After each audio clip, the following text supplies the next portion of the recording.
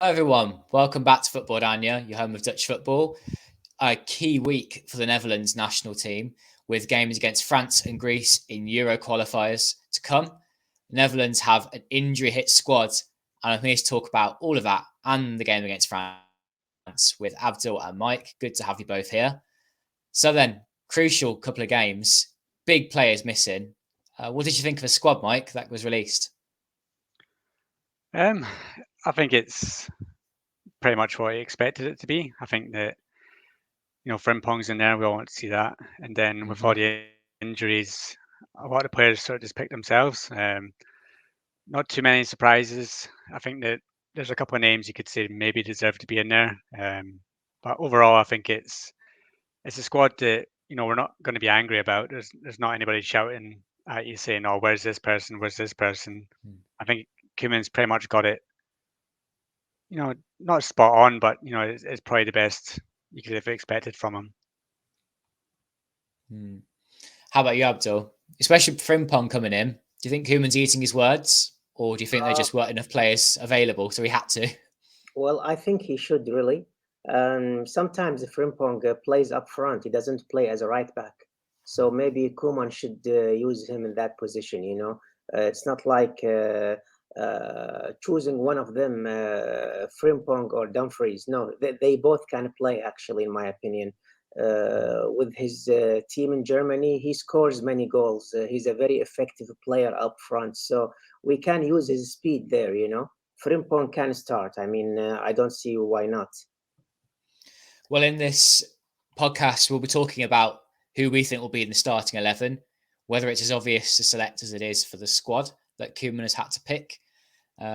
We'll go through the game, of course, France, the predictions, much more to come. So if you're new to Football-Oranje and particularly the YouTube channel, make sure you subscribe.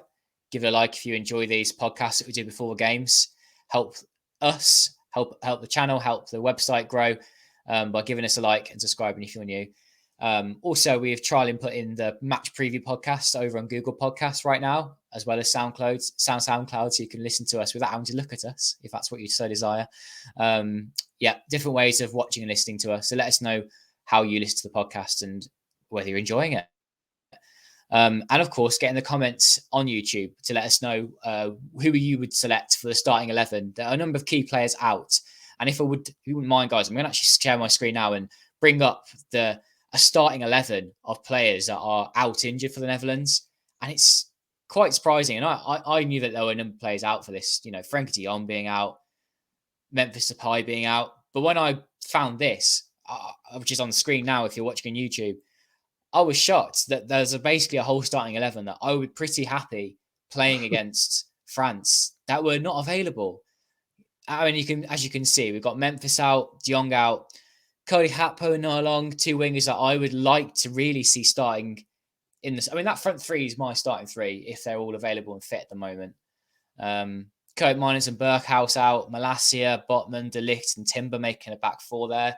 And Bilo, of course, who seems to be perennially injured.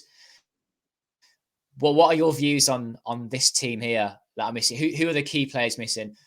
Of course, apart from Frenkie de Jong, who are those players going to be that are the hardest to replace? It's probably Van Dijk, in my opinion, and maybe I would choose Hartman over Malacia. Hartman has been doing great with Feyenoord. He proved himself in a very tough match against Atletico Madrid. He was actually one of the stars in that match. So I would use him instead of Malacia. Yeah, and of course Van Dijk. Yep. Yeah, I think if we're just picking players to add to that 11, I think that you take out Berghuis and then you'd put in maybe Reinders in there. But yeah, I think if you're looking at these players, the big loss for Koeman, I think, in this formation without Frenkie de Jong obviously being the main one is Cody Gakpo. I think that when you're playing 5-3-2, which I think he will against France, who you're going to have up front that's really going to cause them a lot of trouble. And I think that Gakpo is the one that he wanted in there. So yeah, he's a big loss, and he's been doing well for Liverpool as well. So yeah, it's a shame to see him drop out because he's the future in everyone's attack. Whereas I think we've just got a bit used to not having Memphis around at the moment. He seems to just be forever injured. So yeah, we've sort of got used to that. You know, the good feeling came back in the last couple of internationals, getting those 2 wins under the belt. And yeah, it's just a shame that we're going to go into these 2 games under the cosh with so many injuries. And then we'll see what Koeman's made of, because can Koeman do it without, you know, the star man in midfield? Koeman said, didn't he, that the Greece match is crucial. These 2 games coming up are with the 2 of the absolute hardest games that we're going to face in this group. Does putting that pressure on them put the pressure on those players that are left there? How do you think Koeman's played this in the press conferences he's had already, and what he said to the media by saying that Greece game is so big? Well, the Greece game is big. We are playing away, and this could be the last chance for Greece to snatch one of the 2 positions to qualify directly to Euro. Yeah, these are the most difficult 2 matches we have indeed. France, of course, I think if we lose against France, which I really don't want that to happen, because we've been losing a lot from them lately, I would want to have a good results. But if we lose against France, I think many fans will be okay if we beat Greece, because it's all about the match against Greece. If we beat them, we are definitely through. So, but of course, if we win both matches, that will be great. Yeah, that's about it. Of course, Koeman has to play conservative in this match. I really hope he continues with 5-3-2. Playing with 4-3-3, as we see here in the lineup for the injured players. That could kill us, actually. We tried it before, and the result was 2-0 in the first 10 minutes or 12 minutes. So we really need to play with 5-3-2. We need to play smart. Definitely not the strongest team always win. You know, we saw what Newcastle did to PSG. I mean, when you check the names, I'm sure Mike is happy now to hear that. But if you see how Newcastle played against PSG, you can see that, you know, you don't have to be the stronger side to win. I mean, that's a fair point. It's how Koeman sets them up, isn't it? Yeah. But how is he going to get some of that what Newcastle had? Well, you have to put on pressure. You've got to be in their faces from the first minute. You've got to be running straight at them, not giving them a second on the ball. And you've got to be clinical. It's what Newcastle were. They're clinical, harried them, defended brilliantly, and then when they did get chances, they scored them, because, you know, Newcastle only had something like 26% possession, but, you know, they still come out 4-1 winners, and that's because they were just so effective in defence, turning that into attack on the counter. And then when you get these chances, you take them, and that's what Netherlands need to do. But I think that a lot of people are saying that it doesn't really matter if Netherlands lost both these games, because France still have to play Greece. But if France are already through, that game against Greece then becomes one that they could lose, and then that, you know, that's a nightmare scenario for Netherlands. So he really needs to get a win for one of these 2 games. You're looking at the Greece one as the easier of the 2. But, you know, France have got problems. I don't think Mbappe is in good form for PSG at the moment. He looks unfit. Against Newcastle, he wasn't involved at all. Didn't score against Clermont Foot, didn't score at the weekend. A lot of people are saying that he's still maybe got a little bit of an injury. He doesn't look in physical great shape. So I don't think this is the strongest France side that we could be coming up against. The only person that worries me is the one that tore us apart in the last game, and that's Griezmann. I think he's in great form. He's the one that we need to watch out for. But yeah, I wouldn't count us totally out of the game against France. But yeah, I'm right with Koeman that they've won against Greece away. Since we battered them at home, we really need to be going there and winning that game, and then just making sure that we go into the last 2 games knowing that we're basically through. I think you're right having the same low expectations of the game, Mike.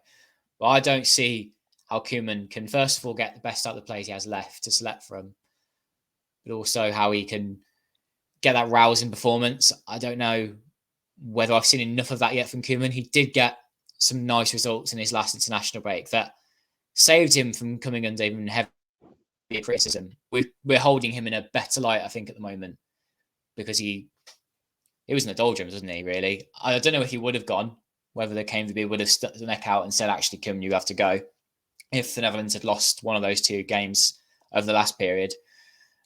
But he's in a better position. If we lose a game against France, it's not a biggie. if they beat Greece. It's mainly about not losing that second place. And I think if Koeman can get that, he's safe in his job, isn't he? For sure. But my point is, I don't see how he can get that brilliant performance out of the Dutch that's going to be needed, like Newcastle did against PSG, as an example. I don't see that happening. Well, he won the first match against Greece with a great performance, and he won the second match against Ireland with a smart performance. We did not play well against the Republic of Ireland, but we played very smart. So he showed us that he could do both. He could play both ways, playing smart and playing with good performance. Will this continue against France and Greece? I think if that does continue, I think our faith in Koeman will be completely restored, in these coming two matches. And then you run the risk as well that France turn up on Friday and underestimate the Netherlands because we're missing so many players that they might get a bit complacent. And you got to remember, even though we're missing a lot of players, the lineup that you can pick is still pretty good. You've still got Van Dijk in there, you've still got Gertruida in absolute excellent form for Feyenoord. You've still got Ake in form of his life. You've still got Hartman who could come in the left back, probably not because of Blind. You've still got Denzel Dumfries, Netherlands star man. You've still got Xavi Simons in great form for Leipzig, and then up front you've got Wout Weghorst, the monster that was so angry after the last games, saying that he's the main man, he should start. Now this is his chance. He's going to be a man possessed in these games. Surely he's going to be going all out. It doesn't matter that he's not scored for Hoffenheim this season. When he puts on that Netherlands shirt, he's a different player. And then you've got all these untested players on the bench. You got like Brian Brobby, who can come on and cause a bit of mayhem. So if France underestimate this team for a second, it could come back and bite them. So I've still got a little bit of hope for that France game. I want what you're drinking, Mike. That's some optimism juice right there. I think come Friday, I'm going to feel it a bit more and I will be excited for it because we're recording this for 4 days exactly before kickoff. And to me, I'm looking at it on the paper and going, I know that there's a couple of players that play for PSG that play for France and they didn't have a good performance and they've not had a good start to the season. But they are so good, France, and the Netherlands are missing some key players. Yeah, they can still pull out a good team. On that note, starting 11s, Mike, I bet you've already had yours all penciled out and you've mentioned there most of yours. So let me go straight. You'd have 5 at the back. You would play Dumfries, Geertruida, Van Dijk, Ake, and you think Blind will play, but you prefer to have Hartman. Yeah. Who would you go with in goal, and what's your midfield and strike force looking like? To be honest, I don't mind who plays in goal if it's between Verbruggen and Alai. Either of them I'd be quite happy with just to see what they're about. I think I'd like to see Alai because of his performances this season, but I think that Koeman will go with Verbruggen because of the fact that he's played in big games this season. Yeah. You've not got regular pressure at Sparta where you've got such a big game. To throw Alai in for his debut against France after his first call up might be a bit big. Verbruggen's been around the squad before. He knows what's about. He's played in the Premier League. He's been in these big stadiums. Maybe that might be the right way for him to go. I don't want him to go with Noppert. I know he's only in because of Flecken, but Noppert's been terrible this season. And I know he put out the World Cup, but for Heerenveen, he's been absolutely horrible. His confidence must be through the absolute floor. So you can't pick him. Midfield, I'm going with what I think he's going to do. So I think Darun will be in there over Weaver just because of his performance in the last game. I think that it'd be between Reinders and Veerman for the other spot. I think you might go for Reinders, and then it'd be Xavi Simons at the 10. Then up front, you've got Weghorst, and then he's going to want a runner. So I think it's going to be Malin. That's my 11. Abdul, I think you've got it there as well, your own one. Yeah, well, it will be, I think, Geertruida, Van Dijk, Ake. And the left back, I would definitely go for Hartman. Blind, no more Blind, please. The right back will be Dumfries. Up front or the midfield, I will have maybe Duron and Reinders. Reinders, I think he's the best one to replace Frankie de Jong.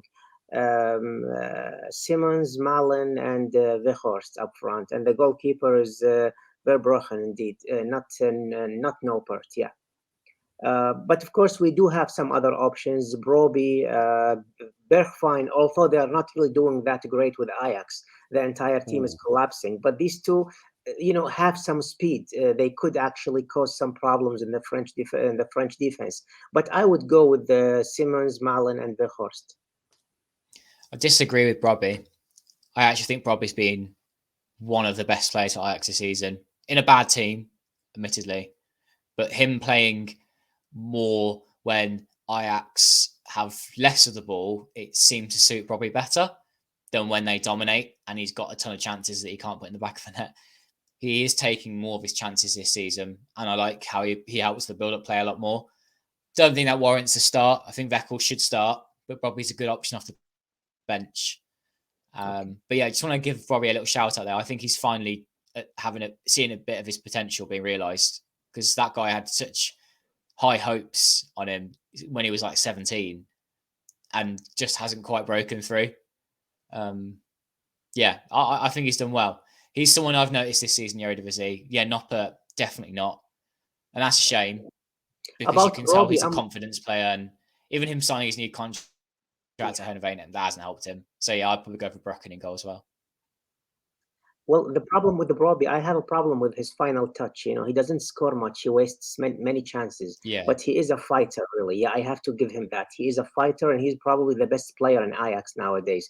I just hope he can fix his final touch, because he really lacks that. He wasted so many chances in the previous matches. That's my only problem with him. I think we will be very angry if he wastes chances against France. I'd expect Bergwijn to start as well. Sorry, Mike.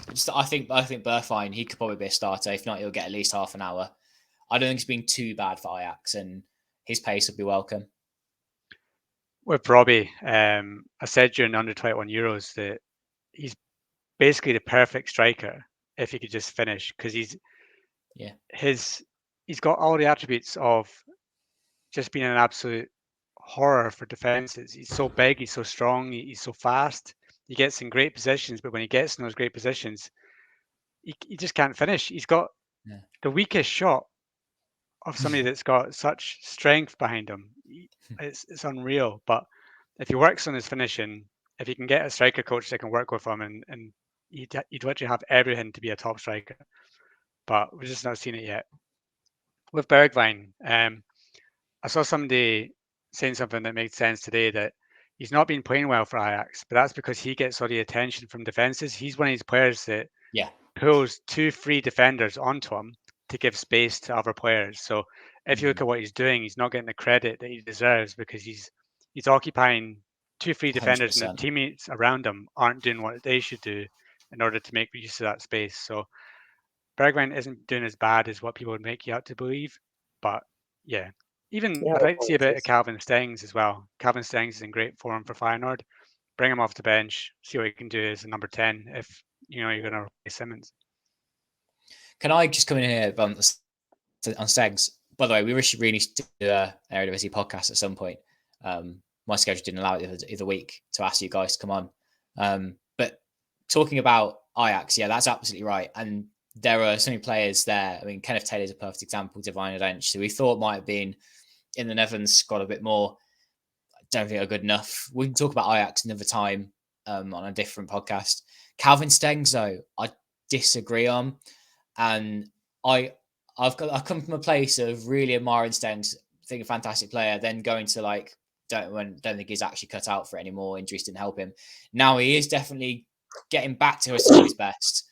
But I do think a lot of his performances have come against teams where, he scored the 5th goal in a 6-1 win or something like that. And that, to me, doesn't make me think that he deserves to... Maybe, he gets that little appearance on the bench, but not to be a fully impressive player that gets to play for the national team when there are other options. And you're comparing someone like Bergwijn to Stengs. Stengs is playing with a champion to a team that are down in the bottom 3 of the Eredivisie. I get that comparison. I see that. But how much have you been impressed by Stengs then, Mike? What is it you've seen in him that tells you he's got that quality? I think that it's in his new role as a 10. I think he's got that killer ball. I think his passing range impresses me, his movement as well. There's a few set pieces. I know he's got assists from set pieces, which is something that I think Netherlands lack. Is a really good set piece taker. I think that with the actual power that you have in the box, you need somebody that can pinpoint them with a cross. I think Stengs can do that. He's done it for Feyenoord this season. I think that, yes, he's not got the movement anymore to be a winger. I think that the days of Stengs playing on the right wing and taking it past 2-3 players are gone because of the injuries. But in that number 10 position where he can just pick up a bit of space, pick up a pass, I think he is a better player in there than Berghuis, I think. And although I wouldn't have him over Simmons, I'll still start Simmons. I think that if you bring on somebody like Stengs who can come on when defenses are tired, if you have somebody like Brobbey or Bergwijn making runs in behind, somebody like Stengs can pick them out. I think that's what he would bring. I agree that he's not the type of player that we all wanted him to be, but I think he's getting used to the 10. I think he's growing as a player with Feyenoord, and I think that this call-up is something to give him a bit more of a boost, and then we'll see if he can push on to that next level. Yeah, well said. You've won me round. Yeah, he's a great player. I hope he can really kick on in the Champions League. There are lots of big games coming up Feyenoord, and that's where he really can show how good he is. I like his free kick against Celtic. That was an interesting strike. Yeah, but I think that Abdul would agree with me as well that when you're watching Feyenoord right now, Hartman is the player that stands out the most. And if he does not start now at left back at 5, when Koeman even praised him in his press conference today, then when is he going to start? When are you going to eventually drop Blind? When are you going to do it? Because Hartman's in the form of his life. He was literally one of the man of the match against Atletico. I know Feyenoord lost, but they should never have lost that game against Atletico Madrid. No. And Hartman was outstanding. If you're not going to put him in now, when are we going to finally say enough is enough with Blind? Hartman deserves his chance. Let's go. Because if you play Blind and he gets absolutely torn apart by France, everyone's just going to be like, well, what was the point? You know what's going to happen. Blind doesn't play like that anymore. He doesn't play in a 5. He didn't like it last time when he was playing left back. It's time to move on, and it's time to give Hartman his chance because he deserves it. If you allow me to add this, many people are not happy with Stengs being selected, considering his previous performances with the other clubs he played for. But I think Arne Slot has this ability to develop his players. Every player played under him in Feyenoord has developed big time. I think Stengs is not the same player as we knew last year or the year before. We can see that he developed big time. So maybe Koeman would use him, but I would not use him as a starter, Okay, so we've got our starting 11s. Good to get some opinions in on players. And when we do the live streams after the games against France and Greece, we can talk about some individual performances a bit more like we always do. Let's get on to France. Not in the best form with a few individual players, but who are the danger men going to be against the Dutch? We've seen them take part in Netherlands before. Are these same players going to do damage? Mike?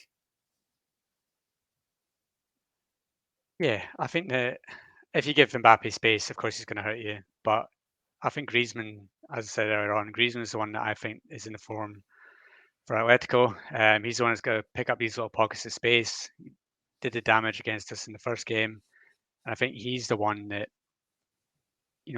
will be the talisman this time around. And I think that he's the one that's going to be running around, picking up little bits of space for Mbappe to move maybe onto the left. You got Giroud, who's now a goalkeeper instead of a striker after his heroics of the weekend. So he'll probably start up front. But yeah, I think that it's France, all over the pitch. There's always one player, there's another one just as good coming back through. I know Saliba, the Arsenal defender, is just withdrawn from the squad. So, that's good because he was in excellent form for Arsenal. So that's a good thing for Netherlands. That he's not going to be there. But if he's not there, and you've got 2-3 excellent defenders to come in, you've got the likes of Camavinga, Tchouaméni, Pavard. I mean, just the amount of players you can name. Mannion in goal anymore. You've not got Lloris to drop an absolute clanger anymore. It's going to be an actual good goalkeeper in there. So yeah, I think all over the pitch you've got threats, and it's going to be a tough test. But if they can keep Griezmann quiet, I think that goes a long way to getting a win in this game. Okay, let's get some predictions in for the game. Abdul, would you like to start with yours? Well, I would say it will end 1-1. I expect a draw. How about you, Mike? I'm you try and go optimistic, so I'll say 1-0 Netherlands. Hope so. Okay. Should have started with me and then worked our way around, but I think the Netherlands are going to lose. Sorry. I think it's going to be 2-1 to France. Some point, France will have a moment in the game and they'll get their 1 or 2 goals, and that might do it. And the Netherlands will have a period of the game where it could be that France go 2 up and then Netherlands try and fight their way back and not have enough. Or the opposite, where Netherlands maybe could take the lead and then France coming into the game later on. Or I could be surprised by a great performance and the Dutch make the most of France not quite having the same hunger as what the Netherlands might have. And maybe Koeman is still learning and developing, getting the best out of his team, and he might get something special, which I'm really hoping for because we've seen him do it before. Remember that game very well, Netherlands 3, France 0, and De Jong was probably the best player on the pitch, and he was just getting the best out of everyone. But of course, the players missing. I just think France will have too much. So yeah, can someone end on a positive note? Because that was quite negative. I mean, if we take anything away from the great Newcastle performance of last week, is that anything can happen. This Netherlands side, don't write them off. We've got the players. Simmons can come up with a bit of magic. Weghorst can come up with a bit of magic. You got Dumfries on the right, rampaging forward, and then you got Jeremy Frimpong, a Jeremy Frimpong debut in the second half to come on, cause a bit of mayhem in the France defence. He knows he can come on, score the winner in the 90th minute, prove everyone right, and that'd be a great game. And then that'd be Netherlands basically qualified. I'm trying not to be pessimistic with all the injuries, and we know we've struggled without Frenkie de Jong before, and we can see how badly Barcelona are struggling without Frenkie de Jong at the moment. But it's not as bad as it once was. Now we've got Reinders, Veerman in form. So yeah, let's just try and be a bit positivity and hope for a nice wee sneaky win on Friday. Hope so. That's the spirit. Of course, we're back for that post-match reaction against France. So it's a good result. If you enjoyed this, again, help Football-Oranje grow. Give it a like. Subscribe if you're new to the YouTube channel. And wherever you're listening, whether it's a Google Podcast, SoundCloud, or Apple Podcasts, give us a good review. Give us a like. And check out lots more that's going on our website and on our Twitter or X, whatever you want to call it. More again from Masoom. Thanks for watching. Leave your thoughts in the comments down below and your predictions for the game. Bye.